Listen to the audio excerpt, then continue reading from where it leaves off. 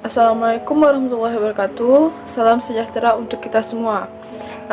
Di sini kami dari kelompok 4 akan menjelaskan tentang pitting corrosion dan crevice corrosion. Nah, kelompok 4 ini terdiri dari anggota yang pertama yaitu Uray Majesty Aprilicia Gainmaris dengan NIM D11211911012, dan kemudian ada Tasya Shalina dengan NIM D11211911028, dan dengan saya sendiri yaitu Nadila Salsabila dengan NIM D11211911031. Nah, yang pertama di sini saya akan menjelaskan tentang definisi korosi. Korosi merupakan proses yang disebabkan oleh reaksi kimia antara logam atau paduannya dengan lingkungan. Fenomena ini dapat terjadi dengan cepat atau lambat. Pada setiap material memiliki bentuk korosi yang berbeda-beda. Nah, bentuk-bentuk korosi antara lain yaitu korosi seragam, korosi sumuran, intergranular, korosi lubang, dan lain-lain. Yang pertama saya akan menjelaskan tentang pengertian dari korosi sumuran atau pitting corrosion. Nah, pitting corrosion ini berasal dari kata pit yang berarti sumur. Pitting corrosion merupakan suatu bentuk korosi lokal di mana hasil korosi akan terbentuk suatu pitting atau lubang pada material. Korosi pitting ini sering dianggap lebih berbahaya jika dibandingkan dengan uniform corrosion atau korosi merata, karena produk korosi ini yang terbentuk akan menutupi pitting atau lubang sehingga sulit untuk diidentifikasikan. Nah, logam yang biasa membentuk lapisan pasif ini yaitu seperti stainless steel dan aluminium, yang merupakan logam yang paling rentan terserang korosi pitting. Nah, korosi pitting efeknya tidak luas, namun terjadi hanya di satu titik saja, dan terus sampai ke dalam, sehingga semakin terkorosinya material, maka bagian yang terkorosi akan membentuk cekungan seperti sumur.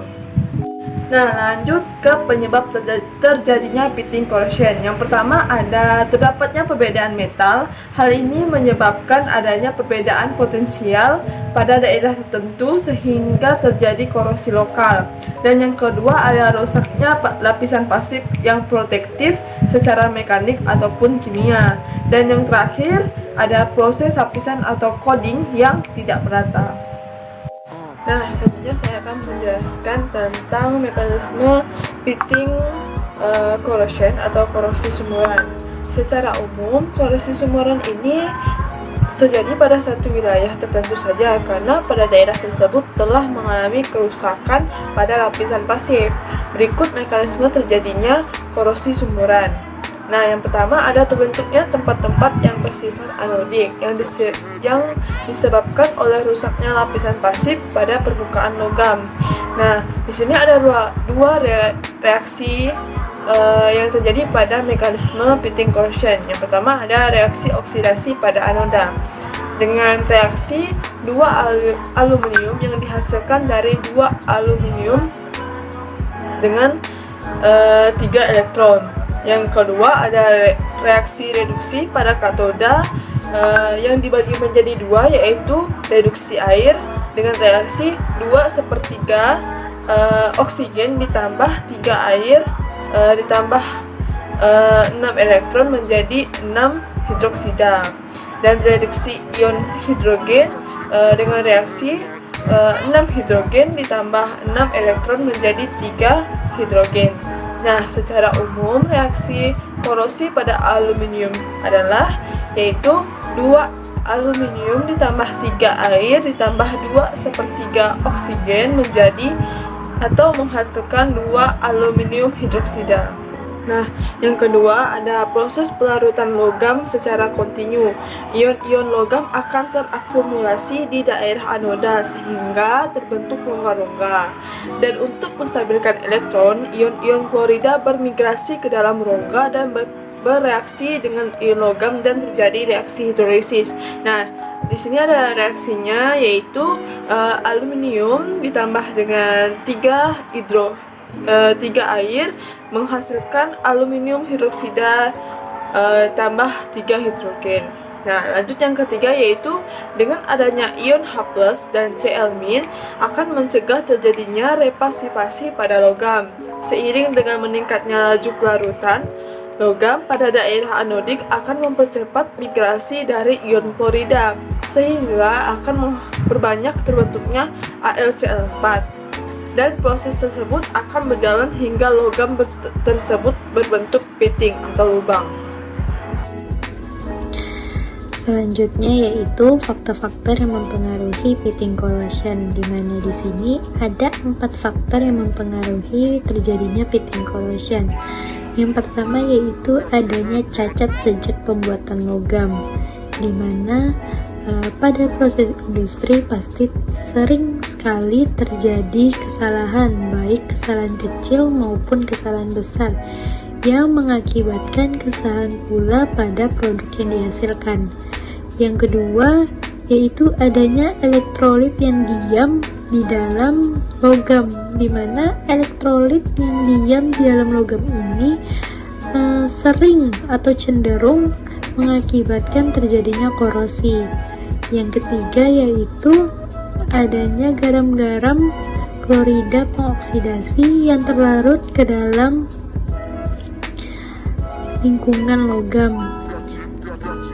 Garam-garam pengoksidasi ini contohnya seperti besi klorida dan juga tembaga klorida. Yang terakhir ada faktor metalurgis, di mana di sini terjadinya sensitisasi pada baja tahan karat dan juga penambahan dingin, sehingga menyebabkan terjadinya pitting corrosion atau korosi sumuran. Selanjutnya kita akan membahas tentang crevice corrosion atau korosi celah, di mana crevice corrosion atau korosi celah ini merupakan penyerangan lokal yang meningkat secara terus-menerus, di mana tindakan dari korosi lokal ini terjadi dengan perubahan yang tinggi disebabkan karena adanya perbedaan antara penambahan oksigen dan juga konsentrasi oksigen di dalam celah tersebut, sehingga konsentrasi yang berada dalam celah tersebut lebih rendah. Setelah kita mengetahui tentang pengertian dari crevice corrosion atau korosi celah, sekarang kita akan membahas tentang penyebab terjadinya crevice corrosion atau korosi celah, di mana crevice corrosion atau korosi celah ini terjadi karena berada di antara dua logam yang sejajar, atau celah juga bisa terjadi karena adanya retak-retak kecil. Di dalam crevice corrosion ini juga terdapat reaksi, di mana pada reaksi tersebut melepaskan elektron, di mana elektron yang dilepaskan ini akan menuju karbon, dan reaksi yang terjadi dengan oksigen itu lebih dominan. Dan kelebihan ion dari besi 2 atau Fe2+ tersebut itu akan menghasilkan banyaknya muatan positif yang akan mengikat ion klorida dari larutan, sehingga dari reaksi yang tadi itu akan meningkatkan keasaman, sehingga pH yang lebih rendah itu akan menaikkan laju korosi di dalam celah tersebut. Selanjutnya, kita akan membahas tentang mekanisme crevice corrosion, di mana pada crevice corrosion ini hanya dibataskan untuk serangan terhadap paduan, yang dimana oksidanya terpasifkan oleh ion-ion agresif seperti klorida yang terjadi di dalam celah. Korosi aerasi diferensial dan juga korosi sel konsentrasi itu merupakan dua istilah yang merujuk terhadap mekanisme crevice corrosion atau korosi celah. Selain dua istilah di atas tadi, ada juga yang namanya korosi deposit dan juga korosi retakan.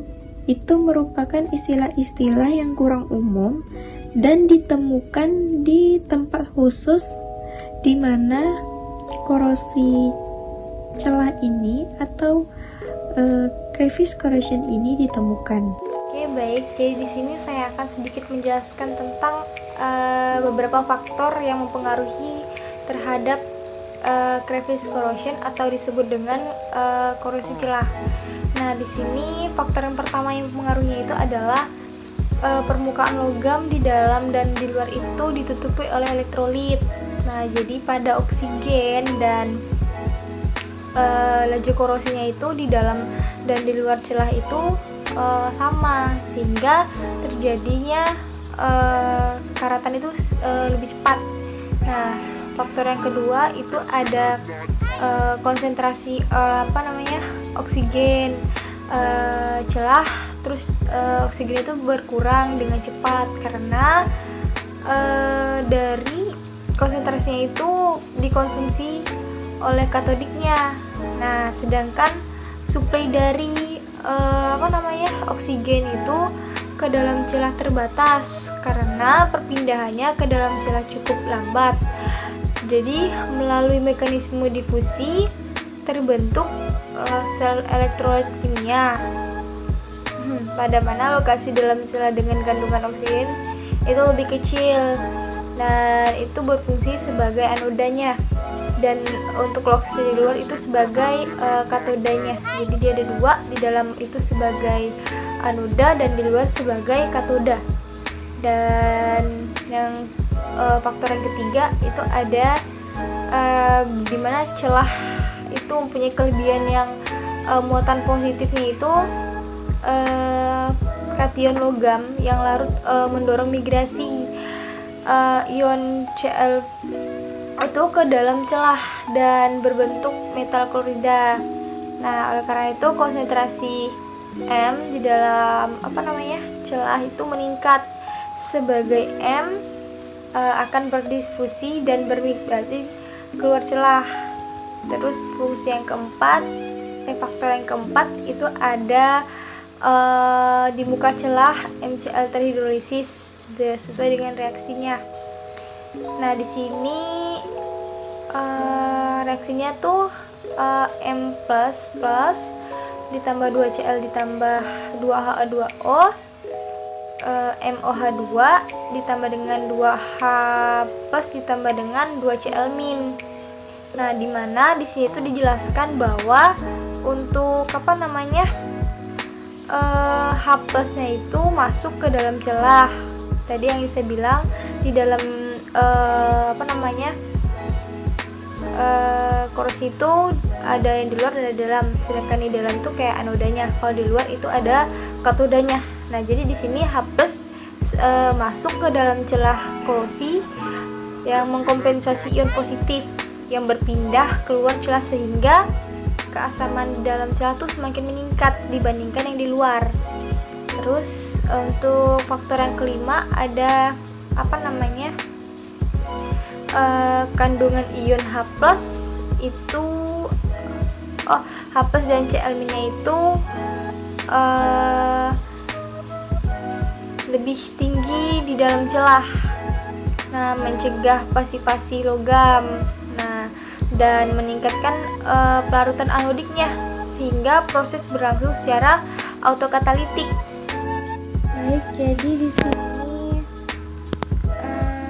ada contoh penerapan crevice corrosion pada kehidupan sehari-hari dan kehidupan dalam industri. Nah, jadi untuk contoh kehidupan sehari-hari kita sering jumpa itu di lingkungan sekitar ya. Contohnya baut yang berkarat di kayu misalnya, terus paku yang udah punya banyak karatan di kayu juga misalnya gitu, yang terkena air juga bisa. Nah, itu untuk kehidupan sehari-hari. Terus untuk industri, biasanya tuh kalau industri dia di mesin. Saya ambil contohnya tuh kayak logam gitu ya, karena logam itu lebih mudah terkontaminasi oleh korosi. Jadi saya ambil contohnya kalau industri itu logam. yaitu di mesinnya. Nah, jadi di mesinnya itu terjadi korosi misalnya. Jadi kalau dia menanggulanginya tuh dengan cara melakukan coating biasanya. Nah, jadi dengan coating ini dia tuh kayak bisa dengan coating bisa mencegah gitu, kayak mencegah terjadinya hambatan korosi terhadap alat mesinnya gitu. Jadi dengan cara coating juga, selain harganya lebih terjangkau murah, kemudian barangnya juga mudah didapatkan, bahannya berbentuk cairan juga, enak diaplikasikan, juga tidak membutuhkan orang-orang yang profesional untuk tidak menggunakan orang profesional untuk melakukan pengecatannya. Nah, jadi untuk fitting corrosion itu biasanya kita juga ketemu di kehidupan sehari, misalnya kayak di wastafel. Nah, di wastafel itu ada bintik-bintik karatan yang terkena air misalnya gitu. Kemudian biasanya kita jumpa sumur tuh bisa juga sumur yang terkena air sungai misalnya gitu, jadi dia terkena corrosion. Nah, untuk ini dalam industrinya sama, di mesin juga, karena di mesin biasanya tuh contohnya kayak misalnya mesin ini mesin pompa air. Nah, biasanya di pompa air itu kan ada mesin luar di kincir anginnya itu. Nah, di kincir anginnya itu kan biasa ada terkena tetesan air sedotan. Nah, jadi di situ biasanya terjadi fitting corrosion. Nah, itu dalam penerapan kehidupan sehari-hari. Terus adanya cara penanggulangan korosi, fitting corrosion dan crevice corrosion. Nah, di sini tuh ada beberapa penanggulangannya. Yang pertama itu kita dengan cara hindari permukaan logam dari goresan-goresan. Terus yang kedua itu kita perhalus permukaan logam sehingga tidak ada udara dan oksigen yang terjadi. Terus yang ketiga, hindarkan komposisi material dari berbagai jenis logam. Terus yang keempat, ada penambahan inhibitor terhadap corrosion. Dan yang kelima, ada penghilangan padatan terspentasi sehingga dihindari terbentuk dari endapan yang menyebabkan korosi celah. Terus yang keempat, adanya mengurangi agresivitas lingkungan dengan menurunkan kandungan klorida, keasaman, sama temperaturnya. Yang ketiga ada menutup celah yang ada dengan las solder, dentil, dan lain-lain sebagainya. Lalu yang ke-1 itu ada perencanaan dan desain yang benar sehingga terbentuk celah dapat dihindari. Nah, itu beberapa cara penanggulangannya. Jadi di sini untuk pencegahan korosi itu biasanya dilakukan berbagai teknik ya, sehingga disesuaikan dengan kebutuhan penggunanya. Nah, cara paling mudah untuk mencegah korosi dalam industri itu dengan cara coating atau pelapisan. Bisa jadi cat, bisa dicat salah satu contohnya. Nah, coating tuh biasanya dilakukan dengan melapisi logam dengan bahan tertentu untuk melindungi lapisan logam dengan korosi. Biasanya buat coating tuh cara paling mudah yang banyak digunakan untuk industri biasanya, karena harganya terjangkau murah, nggak terlalu elastis, well harganya elastis, nggak terlalu elastis deh. Terus produk-produk coating tuh dia kebanyakan yang cairan ya, contohnya kayak epoksi yang mudah diaplikasikan pada lapisan logam. Nah, biasanya untuk pengaplikasian logam itu sendiri tidak harus dilakukan oleh profesional. Kita yang biasa-biasa pun bisa untuk melakukan pengecekan itu.